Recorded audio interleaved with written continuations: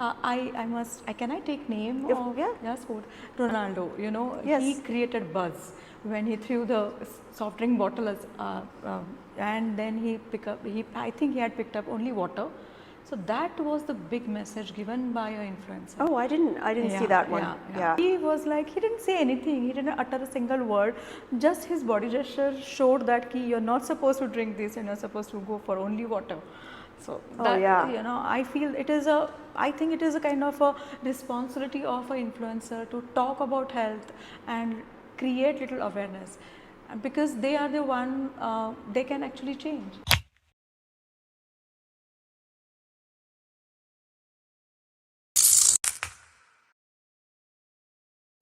Hello and welcome to the M&M Wellness Show.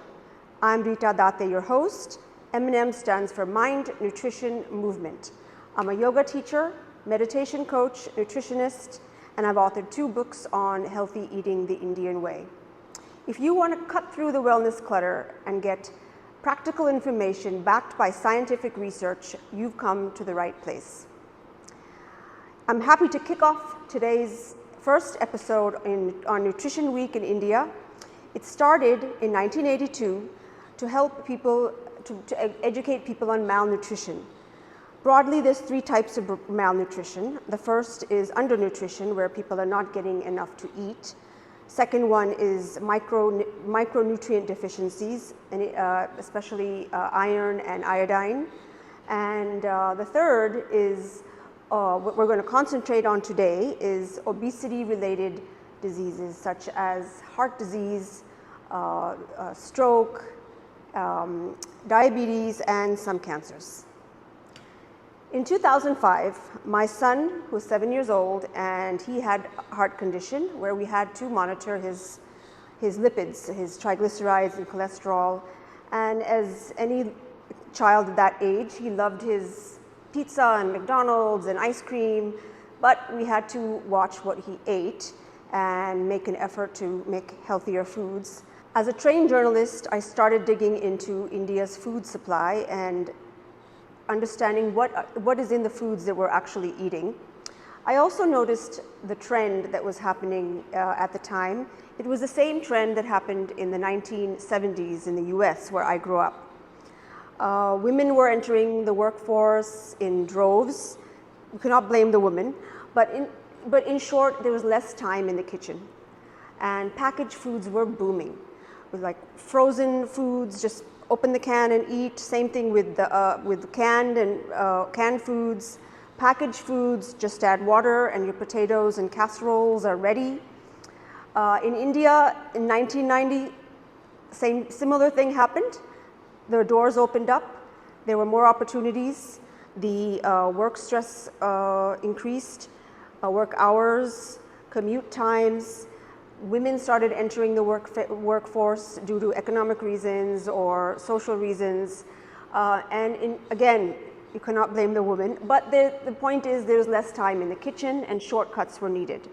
Packaged foods didn't come so quickly. We started out by eating out, more oilier foods, unhealthy foods. So that was the scenario. I also noticed that people were getting bigger. I noticed that in schools, there used to be a one-off chubby kid that was the norm. I saw it in gyms, I saw it in restaurants, I saw it in social scenes. And I started writing about the dangers of obesity because I knew that what it could cause. Various magazines, newspapers. I also started a blog called realfoodindia.com, where I talked about obesity. Gave real research out there, what people in other countries are doing to combat the problem, and talk about the unscrupulous practices of food companies. What is in a nutrition label? How to read it? So that's what Real Food India entailed. I wrote a book about why you should eat a dabba from home and not eat out. That's What's for Lunch. My second book just came out last December. It's called Fighting Cancer with a Thali, where I talk about how to prevent cancer as well as mitigate the side effects using our Indian tools. So let's fast forward 15 years, 2014. Lots of people know about nutrition now. It's in every mainstream media. People are understanding the concepts of macronutrients and micronutrients. Has it helped? What is the report card of the nation today? Unfortunately, the statistics are not good. The urban population is still 70% either overweight or obese, 30% obese and 40% overweight. As far as diseases go, cancer is up, heart disease is up, and we're still the diabetes capital of the world.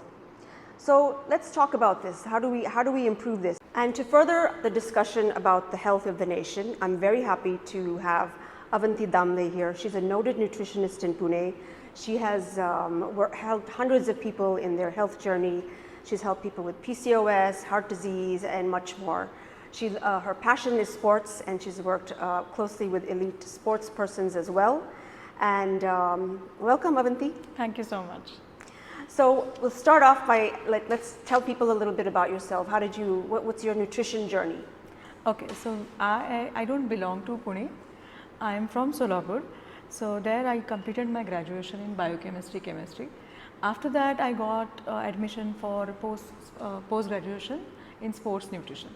So when I started studying sports nutrition, that was a specialization meant for sports personnel along with clinical aspects also.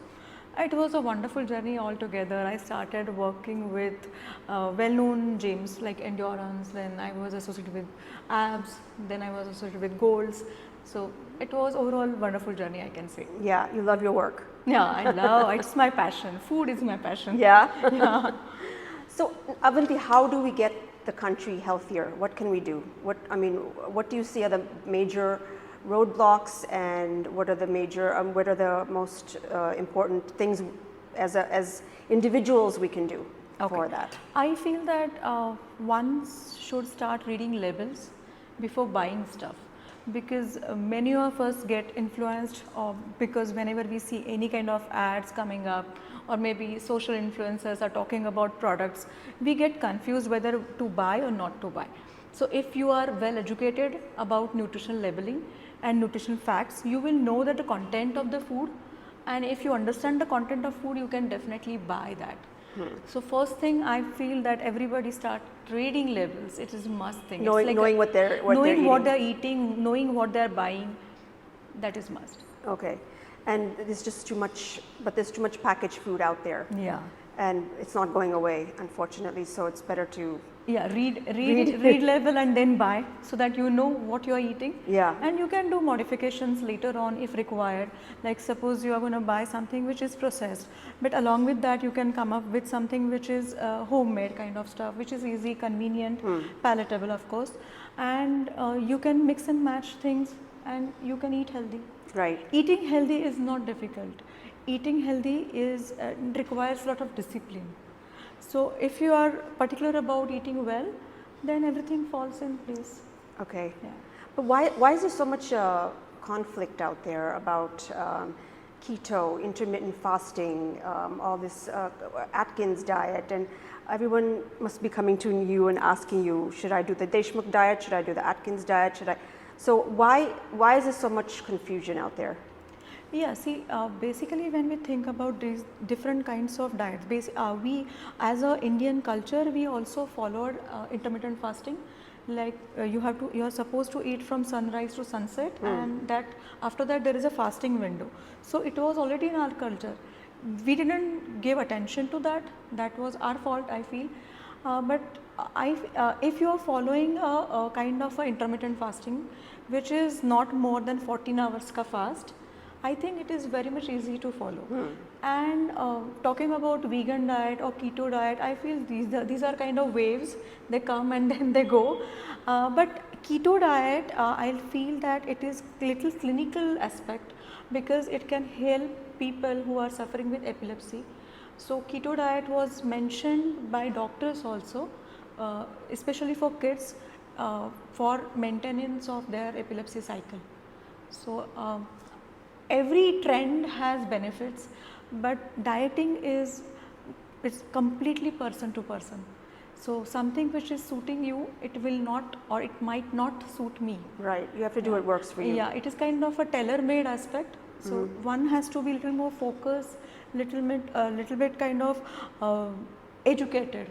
Like, you know, if you think that you are following a particular routine because others are following, you might not get result.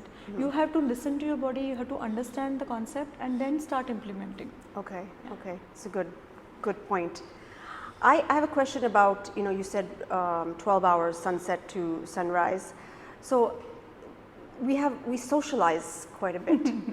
Yeah. So that's an issue, even wedding receptions. Yeah. Now we'll be going into Diwali, Navratri, evening parties, evening cards games, then we go into the wedding season.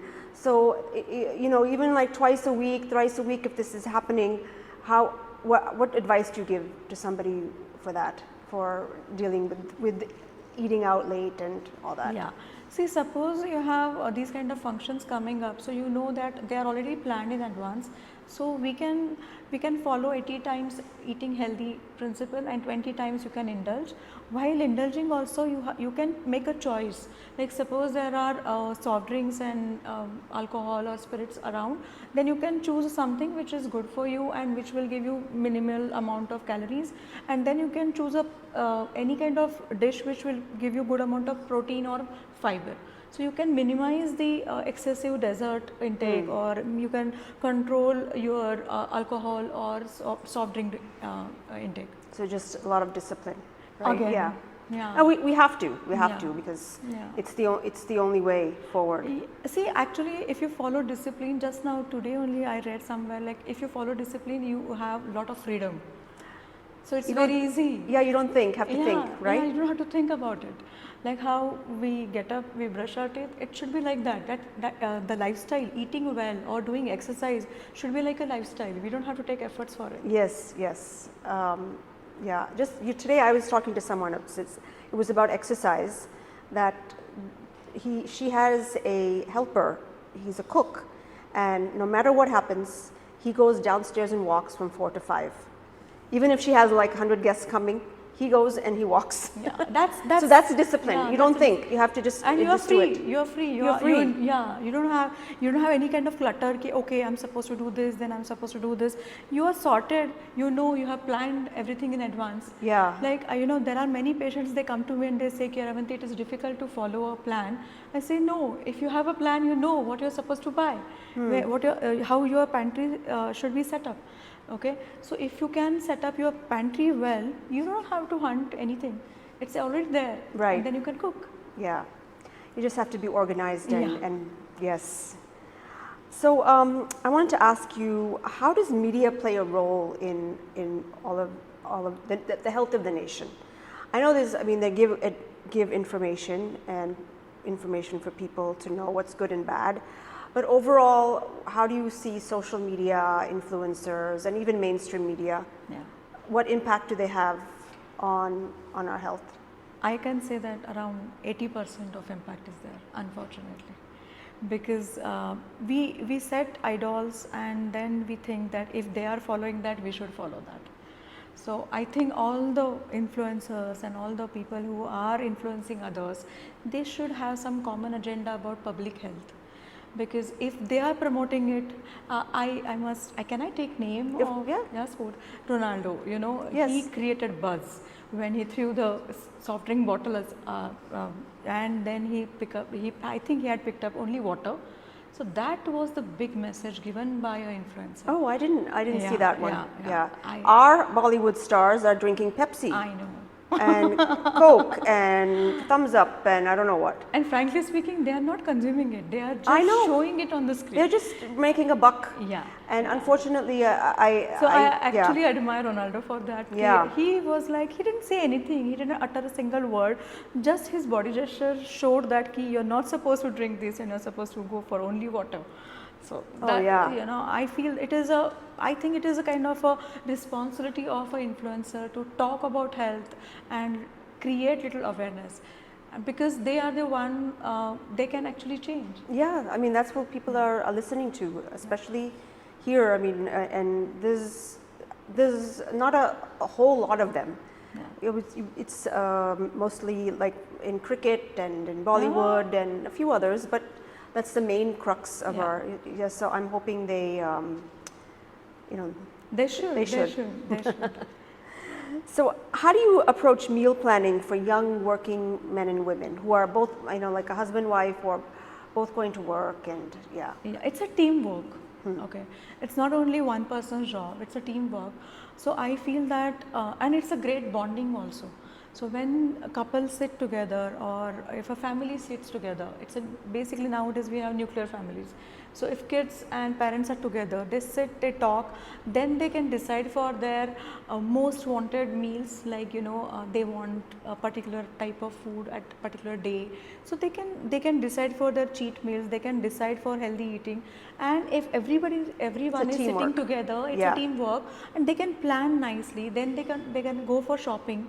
So usually, when you take your kids, like I have 2 teenage daughters, around 18 and 16, I usually take them, like it's been like so many years I'm taking them with me while buying vegetables or maybe buying groceries. So they know what we are eating, how we are choosing this product.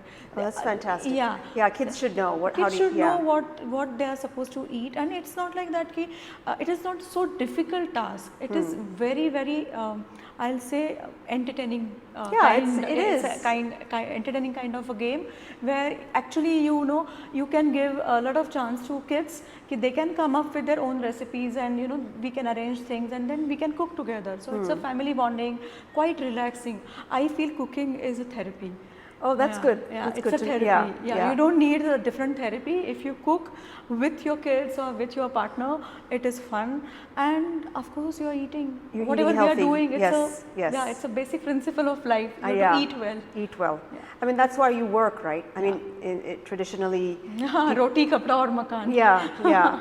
And even before that, that's what cavemen did. They just went out and hunted and foraged for the food. That was their main job, is to fill the stomach. Absolutely. So yes. And how do you see nutrition science has changed since you finished your graduation? It's been 20 years. Like I completed my post graduation in 2003. So I earlier times we used to talk about only weighing scale. We used to say कि अरे वजन कम करना है, वजन बढ़ाना है. But now there is a change in perspective thanks to COVID, because after COVID there are changes in the norms. Now people are talking about visceral fat, people are talking about waist to hip ratio.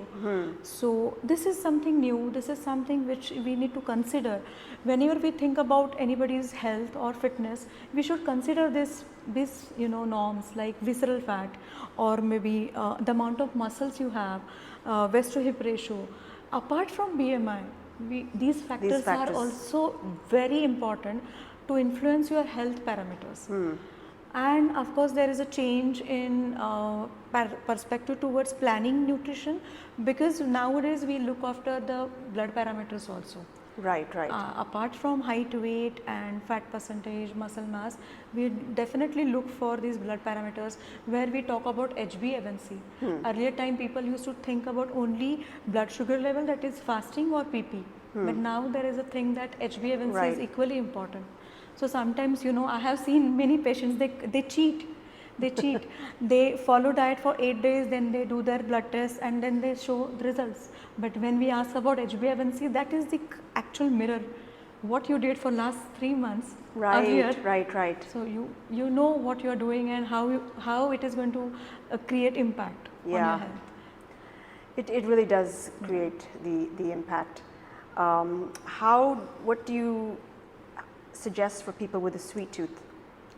I feel first thing is, when you have sweet tooth, that means you are not able to maintain gaps between your meals.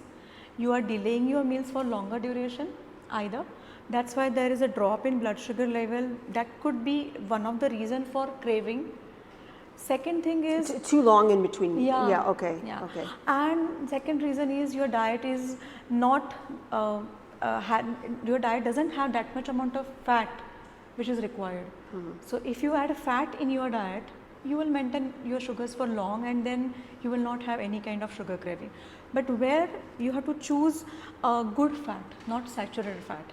So you have to choose a PUFA or MUFA. Basically, you can choose all types of seeds, nuts, that will give you satisfaction. You can add coconut in your meal preparations, that will give you medium chain triglyceride.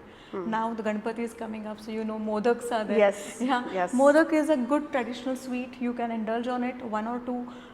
You can have it as per your appetite. So if you have a sweet tooth, you have to make sure that you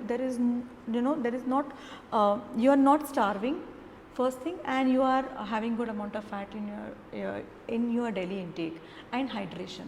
Hydration. Yeah. Okay. So if you are dehydrated for longer hours, you might get craving for sweet. Okay. Yeah. So maintain good amount of water intake. And one last question I wanted to ask you. You know, everyone is talking about protein. Do you think we should change our diet a little bit to add more protein, or use other products? There's so many products out there now that are like, they say that high protein powders and bars and atta and etc. Snacks. Do you think we need to incorporate that in our food, in our diet? Yeah, see, when we think about protein, we always think about muscles, okay? But protein plays important role in building your hemoglobin, because heme and globin, heme is iron and globin is your protein molecule. When they come together, they form hemoglobin, and hemoglobin has oxygen carrying capacity. So if you want good oxygen in the system, you need good hemoglobin, right? So it is important for hemoglobin, it is important for your skin, it is important for your hair, it is important to maintain your mood for longer duration, it is important for your reproductive system. So protein has different roles. So it is important to have take enough amount of protein, but you can choose from different sources, but you have to choose class 1 protein which has got high biological value. So all the animal based products, if you are a non-vegetarian, you can choose egg whites, you can choose chicken, fish. They will provide a good amount of protein. But if you can if you don't want to have non-veg food, you can have buttermilk, you can have curd, that will give you enough amount of protein, but it will be lactose free, so you will not have issues with your gut. And then you can think about this second class protein, which is all your legumes, pulses, soya bean. This will give you good quality of second class protein. And as we know, being a traditional food eaters, we always mix your dals or pulses with some cereal. That's why we have idli and sambar, we have chole and bhatura, or we have rajma and chawal. So that's the best combination when you mix cereals basically with your protein pulses. They will give you good quality of absorption. So for vegetarians, this dahi and buttermilk and paneer. Paneer. Okay. Yeah, and when we are talking about supplements, as we know, supplement as the word, it is complementary to the food. So first thing is you have to eat well, you have to hydrate well, you have to rest well, and if it is required, then you can add something which is additional. But again, when you are choosing product, you have to make sure that you are not adding extra calories. So suppose you have a protein powder in front of you and a protein bar. I will go for protein powder, which will not give you unnecessary extra sugar calories. and Right. extra calories. Right. Yeah. What about paneer? I know paneer is good. It's a lot of protein, but it's a lot of fat. So Paneer is good for you, and that fat is again essential because you need fat to dissolve your all the vitamins which are fat soluble. So you need that fat. You can have it, and I usually use that water also, because that is a whey water. Oh yeah, the whey water. Yes. So you can prepare dal, soups, broths with these kind of water stuff, or otherwise you can prepare rotis, like you need your dough with the help of that whey. Okay. So you can accommodate that in your intake. So what do you like cooking with your kids? I love that. What do you like? Like what do they like? What do you guys like to make together? See, we like to prepare a lot of salads because they are fond of that. Then I prepare fusion foods. So I use different types of attas. Then I stuff and prepare momos. Oh, okay. So they like that. So I use different flours, and then for the stuffing I use tofu, I use paneer, I use a lot of vegetables, I use sprouts, and I prepare momos out of it. Okay. Yeah. Okay. Yeah. So their mom is a nutritionist, but but you're practicing what you want your clients to do. Yeah. So which is wonderful. Absolutely. Yeah, and they're learning from you too. Yeah. So yeah. So that wraps it up, and I want to thank you again for taking the time and being here. If anybody wants to find you, why don't you tell them where they can find you? Yeah, thank you so much for this, and I'm really happy because I always see you as my inspiration, because you are into yoga, and I feel everyone should follow this component of fitness. People follow weight training, they follow cardio training, but they usually neglect this aspect of fitness where actually your body and soul works together. So I'm highly inspired by you, and if they want to meet me or have a word with me, they can follow my Insta handle Avanti Damle. Okay. Yeah. Okay. Thank you again, and we'll be getting you back shortly. Yeah, thank you so much. So that's a wrap. That's our first episode on the M&M Wellness Show. Thank you for listening, and stay tuned for more.